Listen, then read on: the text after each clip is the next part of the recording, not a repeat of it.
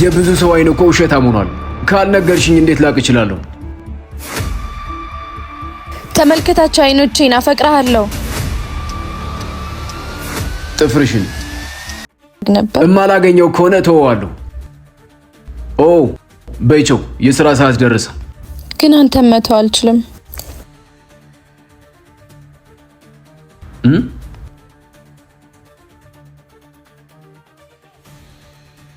ሳን ህይወት ሲሰለች ምንድነው የምታረገው?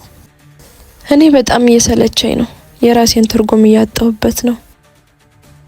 ህይወት ስራ አይደለም። ሰው እንዲያስተካክልልሽ ለሰው ውክልና የምትሰጪው ነገር አይደለም። ችግር ፈጣሪዎች ሁኔታዎች ናቸው። መፍትሄው ደግሞ አንቺ ነሽ። ለአንዳንድ ችግሮች ግን መፍትሄ ከመፈለግ ይልቅ ከችግሮች ጋር መኖር ይሻላል። አልገባኝም። ምን ማለት ነው? ለምሳሌ የማይወደን ሰው እንዲወድ ለማድረግ መጣር፣ የማታገኘውን ነገር መመኘት፣ እንደዛ አይነት ነገር መፍትሄ መፈለግ አያሰለችም?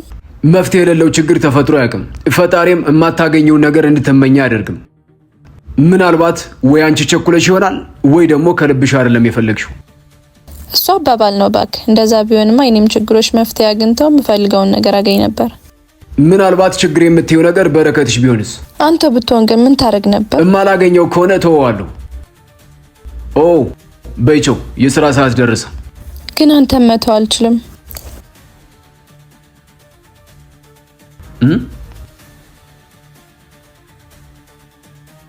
ማን? እኔን?